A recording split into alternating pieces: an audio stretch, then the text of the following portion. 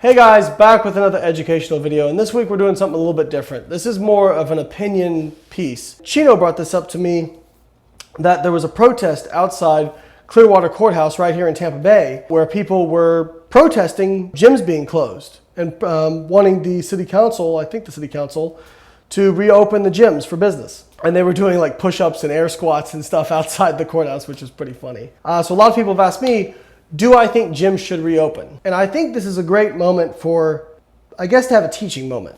And I'll be quite frank.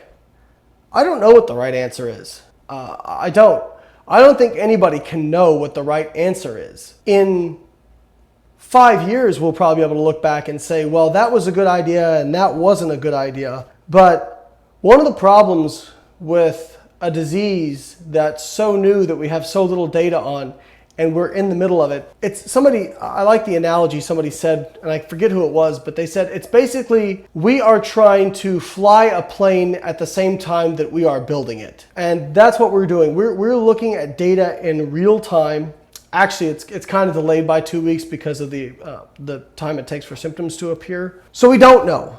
And people have said, well, closing down the economy is doing worse harm to us than it would if people were getting really sick. Well, we don't know that. I think that's probably not true in terms of like death toll, but who knows? Unfortunately, I think what we've got is this kind of like false dichotomy of either if you're in favor of stuff reopening, and I've been guilty of this, if you're in favor of stuff reopening, you must be a piece of shit who doesn't care about people's lives. Or if you're in favor of things staying closed, you're a piece of shit who doesn't care about people's jobs. Both things can be true. You can care about people's lives and people's jobs. And I think right now, as we stand in mid-May 2020, I think that we just don't know what the right answer is. We're stuck right now between a bad solution and a really bad solution, and we just have to pick the one that's less bad.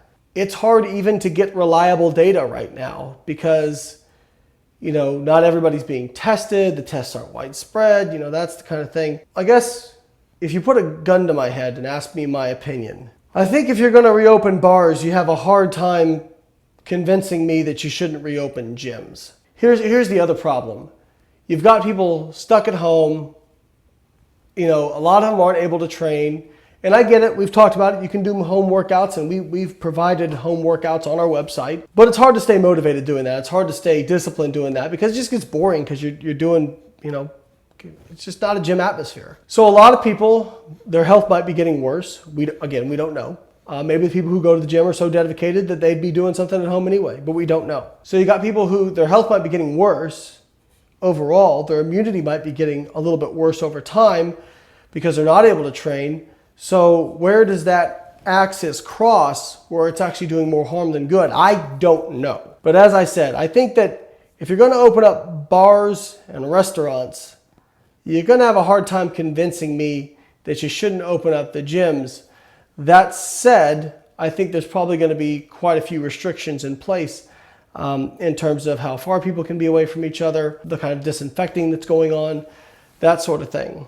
But I think that this is a very difficult situation. And I can tell you I'm glad I'm not in charge because it's very difficult to decide what the right thing to do is. And there's a lot of rhetoric being thrown around, a lot of ultimatums being thrown around, and we just don't know what the right answer is. And I think that I wish more people would say, I don't know, or we don't know. I think that's also why there's a lot of conspiracy theories out there because people want a really clean, simple answer as to why this is happening, whereas most scientists are saying, we're not sure, we don't know, and please give us time so we can figure it out. That's not a really sexy thing to say, and it's not what most people want to hear.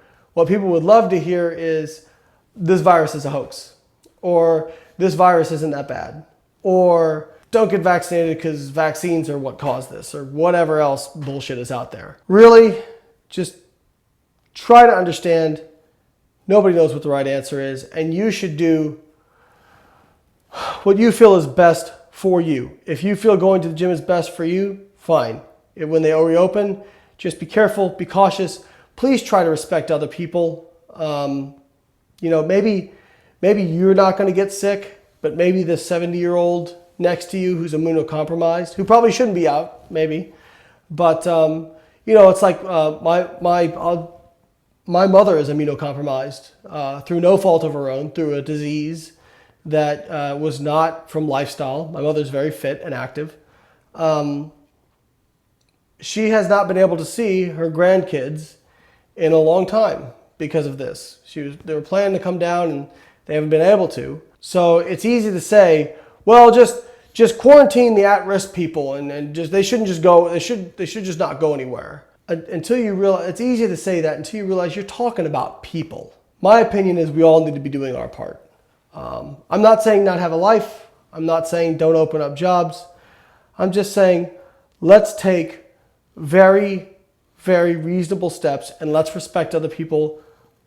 Wash our hands, practice social distancing, even if we're in a group, and hopefully over time, and I do believe this, I believe in the human race. As much as they disappoint me at times, I believe we've got a lot of really smart people working on this problem, and I think in 6 months, things are gonna look a lot better. And I think we're gonna figure this thing out, and I think a few years from now, things will be back to basically what life was before. And hopefully back to that with a greater level of understanding and gratitude towards how good we really did have it.